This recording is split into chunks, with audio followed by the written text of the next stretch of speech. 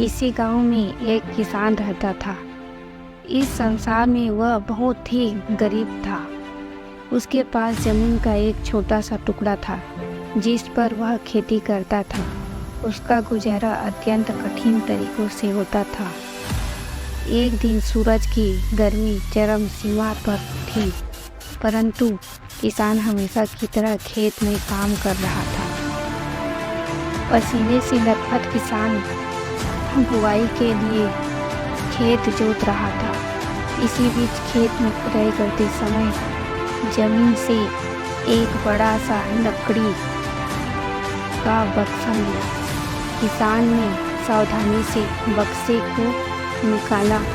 पहले तो उसके समझ में नहीं आई कि बक्से का क्या करें।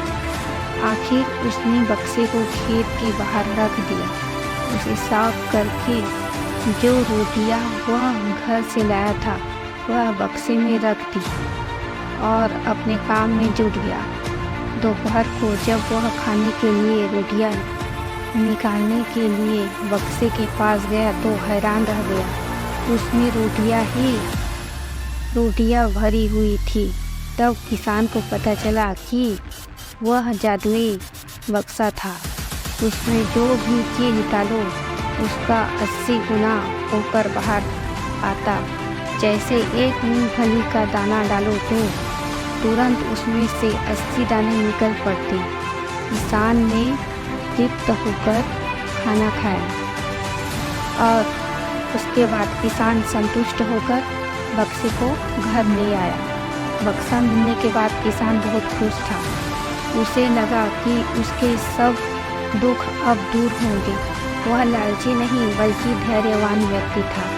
उसने बक्से का दुरुपयोग नहीं किया। उसे जब भी किसी चीज़ की ज़रूरत होती तो बक्से से तुरंत प्राप्त कर लेता। समय गुजरने के साथ साथ उसके बक्से के बारे में गांव के जमींदार को पता लगा। जमींदार बेहद लालची था और उसे लगा कि ऐसी ही जादुई चीज़ पर तो उसका अधिकार होना चाहिए।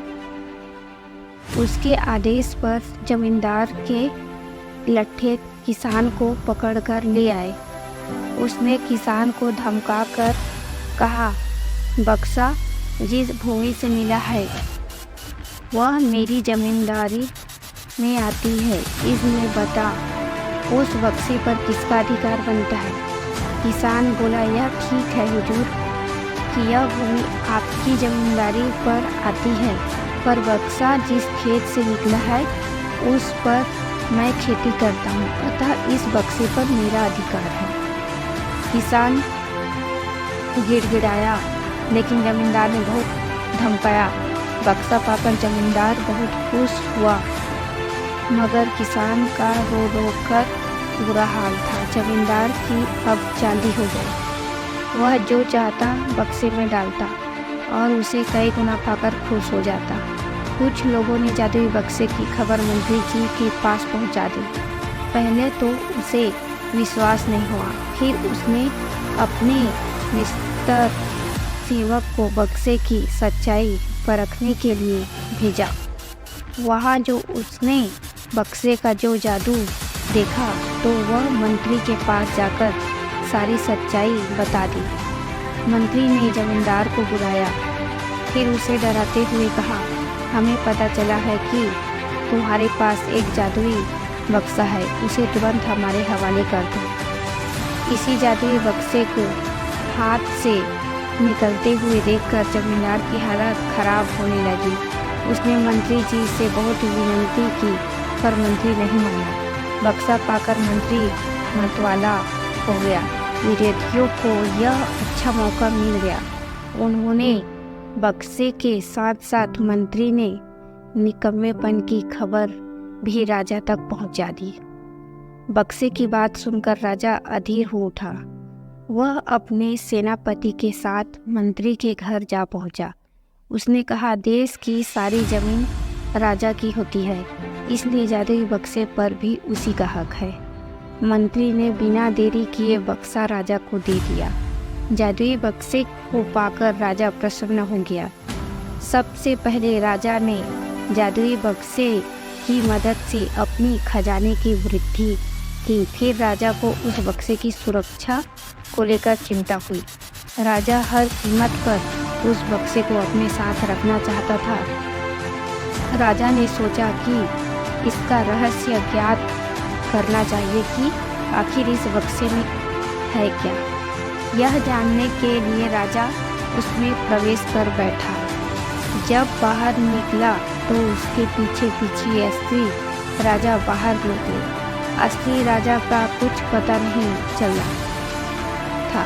वे राजसिंह आसन में कब्जा करने के लिए एक दूसरे से लड़ने लगे। यह जानकर किसान को बेहद दुख हुआ। वह अपने आप को सोचने लगा कि कितना अच्छा होता कि मैं बक्से को जमीन में ही गड़ा रहने देता। एक गांव में एक गरीब किसान रहता था। वह बहुत ही ईमानदार और मेहनती आदमी था। वह अपने छोटे से खेत में काम करता और बहुत ही खुश रहता था। पूरे गांव में किसान की ईमानदारी के बहुत ही चर्चा थे। उसका एक दोस्त था जो उस गांव के राजा के यहाँ सिपाही का काम करता था। वह किसान से उसके घर रोज मिलने जाता था।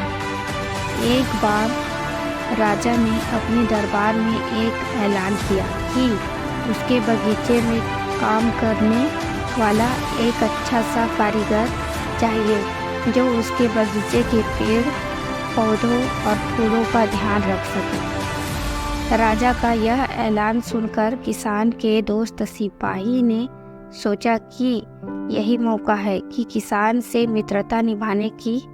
मैं उसे यहाँ बगीचे में काम पर लगवा दूंगा। उसका वह मेरा साथ भी रहेगा एवं किसान का भला भी हो जाएगा। यह सोचकर उसने राजा से कहा कि महाराज, मैं आपके लिए एक ऐसे आदमी को लेकर आऊँगा जो यह काम अच्छे से कर लेगा। सभी राजा ने उस सिपाही को आदेश दिया कि जाओ, कल से ही बगीचे में काम करने के लिए कह दो। उसी वक्त सिपाही अपने दोस्त किसान के पास पहुंच गया और उसने किसान को बगीचे के काम की सारी बात बता दी और किसान ने भी काम करने के लिए खुशी खुशी हाँ कर दिया। अगले ही दिन अपने दोस्त के साथ राजमहल पहुंच गया। सिपाही उसे राजा के सामने लेकर गया और राजा ने उस किसान को बगीचे की पूरी देखभाल का काम सौंप दिया। राजा ने कहा, तुम अगर पूरी ईमानदारी के साथ काम करोगे तो तुम्हें 50 सोने की मुद्राएं हर महीने दूंगा। किसान खुशी खुशी बगीचे में काम करने के लिए हाँ कर देता है और वह उसी वक्त बगीचे में काम करने लगा। किसान बगीचे में बहुत दिल लगाकर काम करता था। कुछ दिन बीत गए। किसान ने बगीचे को बहुत सुंदर व हरा भरा बना दिया। राजा को उसका काम बहुत पसंद आया। एक दिन किसान बगीचे में कुछ खुदाई कर रहा था तो उसने ज़मीन के नीचे कुछ महसूस किया। तो उसने खुदाई की तो देखा वहाँ नीचे एक बड़ी सी संदूक थी। किसान ने वह संदूक बाहर निकाला और खोला तो क्या देखा, वह सोने और चांदी से भरी हुई थी। यह देखकर किसान बहुत खुश हुआ और अपनी ईमानदारी दिखाते हुए राजा के पास पहुंचा। राजा किसान की ईमानदारी देखकर बहुत खुश हुआ और उसके साथ वहां गया जहां किसान ने खजाना निकाला था। राजा ने देखा तो कहा, यह खजाना तो हमारे पूर्वजों का है।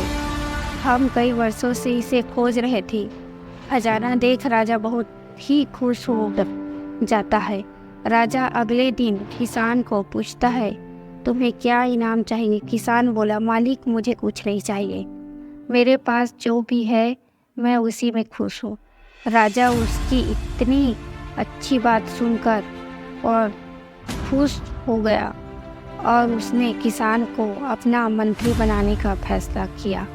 किसान ने राजा की बात मान ली और मंत्री बन गया। बहुत समय पहले एक गांव में एक किसान रहता था। उसके पास काफ़ी संपत्ति थी क्योंकि उसने बहुत सालों तक खूब मेहनत किया था। उसके पास बहुत बड़े बड़े खेत थे पर वह बहुत दुखी था। क्योंकि उसके बेटे बहुत पसंद आलसी थे।